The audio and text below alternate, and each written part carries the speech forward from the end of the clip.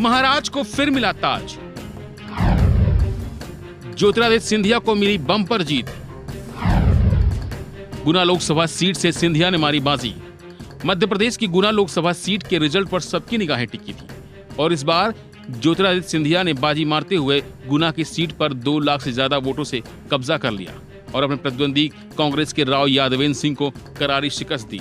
वैसे गुना लोकसभा सीट एक समय से सिंधिया परिवार का गढ़ रहा है, लेकिन साल 2019 के लोकसभा चुनाव में सिंधिया यहां से चुनाव हार गए और इसके बाद से पाला बदलकर बीजेपी में शामिल हो गए। इस बार बीजेपी ने ज्योतिरादित्य सिंधिया पर भरोसा दिखाते हुए उन्हें टिकट दिया। वहीं कांग्रेस ने उनके खिलाफ राव यादवेंद्र सिंह को चुनावी मैदान में उतारा। टिकट मिलने के बाद सिंधिया के साथ साथ उनका पूरा परिवार गुना में मतदाताओं को अपने पक्ष में करने के लिए चुनाव प्रचार में जुटा रहा। वो चाहे ज्योतिरादित्य सिंधिया हों या उनकी पत्नी या फिर उनके बेटे महा आर्यमन सिंधिया, हर कोई चुनाव में जुटा रहा और इसी का नतीजा रहा कि मतदाताओं ने भी बढ़ चढ़कर गुना शिवपुरी में वोटिंग की और वहां 72.43% वोटिंग हुई, जिसके बाद से ही अंदाजा लगाया जा रहा था कि गुना में एक बार फिर से कमल खिलेगा। और हुआ भी कुछ ऐसा ही। गुना की जनता ने ज्योतिरादित्य सिंधिया पर भरोसा करते हुए उनके हाथ में गुना की कमान सौंप दी। वैसे मध्य प्रदेश की इस बेहद हाई प्रोफाइल गुना लोकसभा सीट को सिंधिया परिवार का गढ़ माना जाता है। कांग्रेस और बीजेपी की टिकट पर बारी बारी राजमाता विजयराज सिंधिया और माधवराव सिंधिया ने इस सीट पर चुनाव जीते, लेकिन 2014 का चुनाव 1,20,792 वोटों से जीतने वाले कांग्रेस प्रत्याशी सिंधिया को 2019 में बीजेपी प्रत्याशी केपी यादव ने 1,25,549 वोटों से हरा दिया।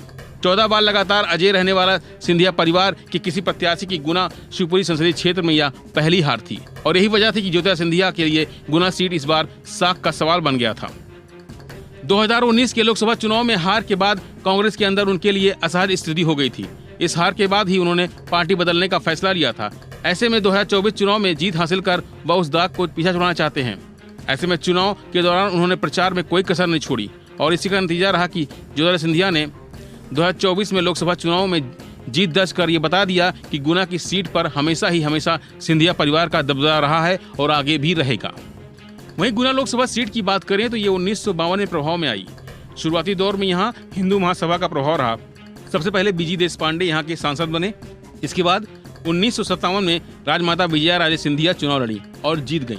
1971 में ज्योतिरादित्य सिंधिया के पिता माधवराव सिंधिया गुना लोकसभा के सांसद बने। 1971 से 1980 तक वह अलग अलग दलों से सांसद रहे और 1989 से 1998 तक राजमाता विजयाराजे सिंधिया यहाँ से सांसद रहीं, जहाँ वो बीजेपी से चुनाव लड़ी थी। 1989 में फिर ज्योतिरादित्य सिंधिया के पिता माधवराव कांग्रेस से यहाँ चुनाव लड़ने आए और उसके बाद वो लगातार जीतते रहे। माधवराव सिंधिया के निधन के बाद उनके बेटे ज्योतिरादित्य सिंधिया लगातार चुनाव जीत रहे थे। 2019 के लोकसभा चुनाव में सिंधिया भाजपा के केपी यादव से हार गए और 2024 में एक बार फिर ज्योतिरादित्य सिंधिया ने अपनी विरासत को कायम करते हुए गुना की सीट पर बम्पर जीत दर्ज की। फिलहाल इस खबर में इतना ही। बाकी अपडेट लिए बने रहिए वन इंडिया हिंदी के साथ।